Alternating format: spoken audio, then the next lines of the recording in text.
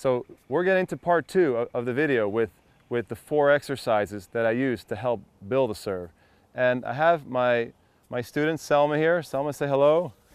And she's going to demonstrate one of my all-time favorite drills. It's called the L-shaped drill. And I think you guys can really use this to develop a great serve. And I'm going to show you a little bit of how I use the L-shaped drill to develop a great L shape and also other serve fundamentals. Okay, so what you do, Selma, is you start in the L. We haven't really worked on this that much before, and then you toss it up and you freeze a little, and then you go and make your serve, like a normal serve. But you start in the L shape to try to promote that muscle memory trophy position. All right, you want to try it? Let's do a bunch. Hold that position as long as you can and then go. That was great. Let's do it again. So the goal here is to try to promote the feeling of this position. Go ahead, go into the trophy position. You don't have to hit it. We want the player to learn how to get this L into the muscle memory, myelinate it, and then she can do the rest of her motion up into the ball. Let's try it again. So start in the L, toss it up, hold and hit. Ready? Start in the L. Good job. So one thing you can work on, getting back to what we talked about in the first part, is how the racket drops. If you notice, Selma opens this a little bit so the strings are facing up. I would prefer she works on this hinge movement that I mentioned in part 1. And so you can work on these details in the L shape. You're working on the L shape, but you're also working on the mechanics from here. And then you can also work on reaching up and getting a good tricep extension.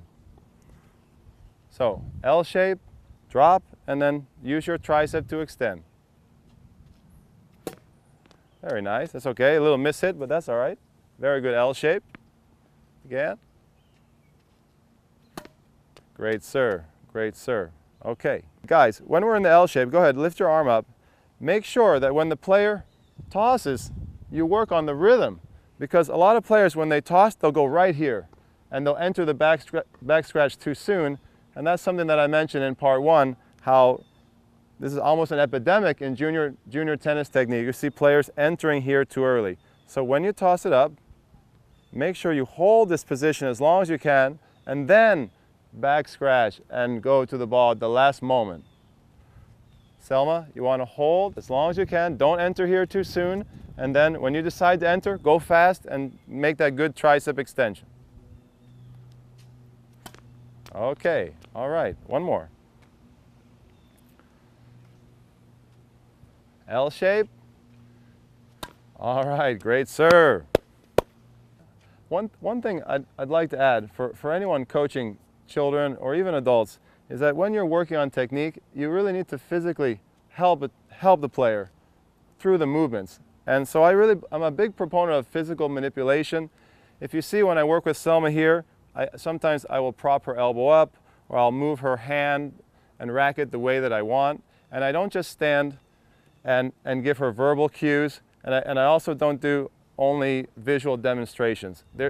In this country, we do a lot of visual demonstrations, and we do a lot of talking, and I don't believe that's really that important in developing great technique. It can be for some people that are very visual learners, but in my experience working with hundreds of players and teaching world-class serves, I like to get in there, and I can get much better and faster results by physically manipulating the player, showing them what I want, helping them feel the movement that I want, and then they can learn it much faster than if I just talked to them or talked at them or even showed them my own serve.